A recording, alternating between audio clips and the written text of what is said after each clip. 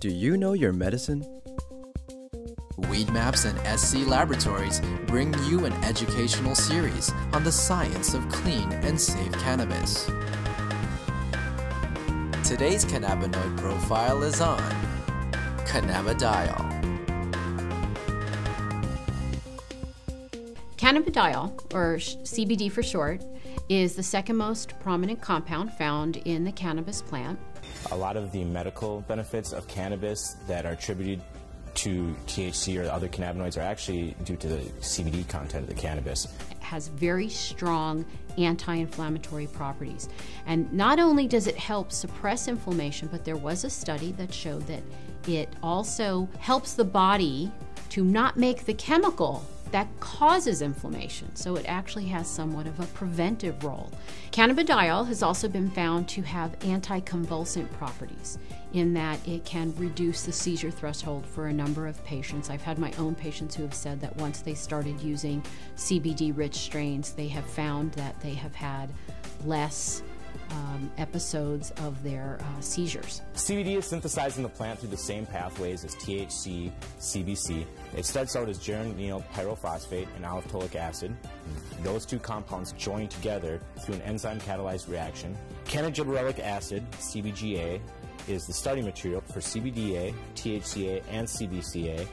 So CBDA synthase, if it's found in large enough amounts, will take this cannagibberellic acid and make it into cannabidiol carboxylic acid, which is CBDA.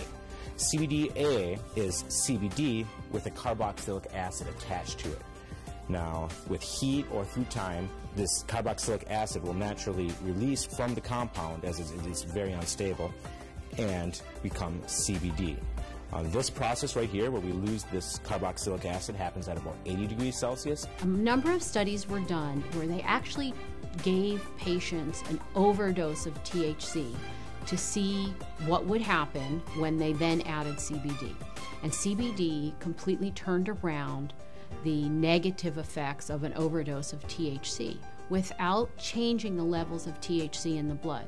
So that means that CBD exerts its own medicinal, just doesn't reverse THC, it actually has its own medicinal properties. CBD has been found to cause cancer cells to what we call commit suicide while preserving the normal cells.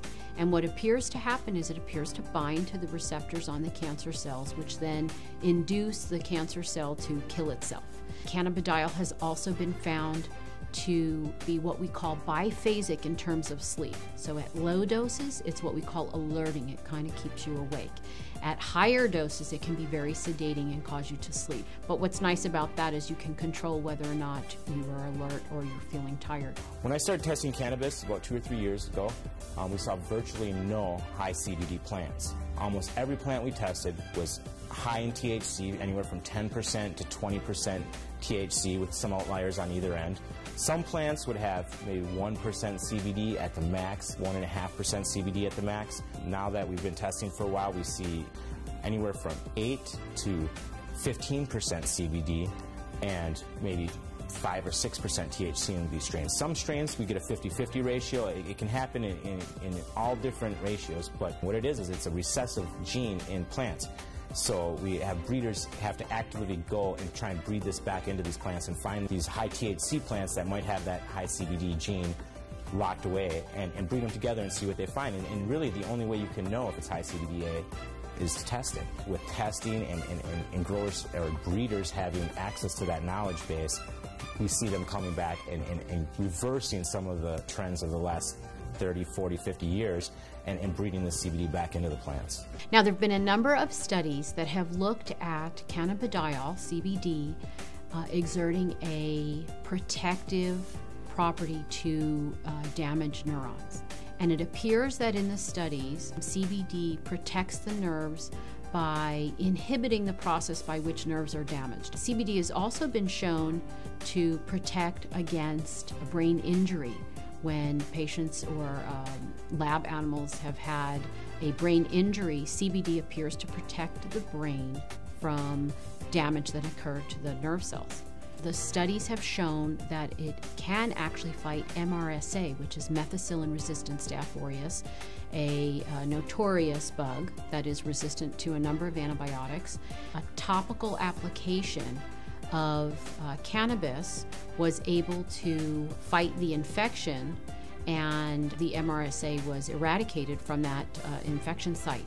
SC Labs tests for CBD with a high-performance liquid chromatograph, also known as an HPLC.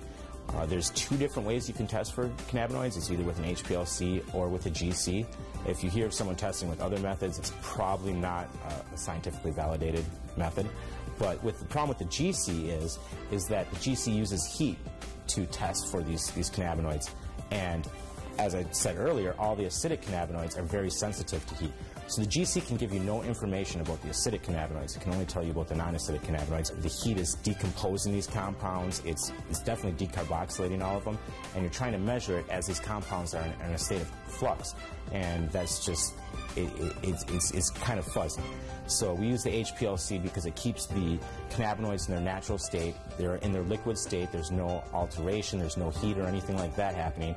And so we get a much more accurate and a much more realistic picture of what's actually in the sample that we're testing.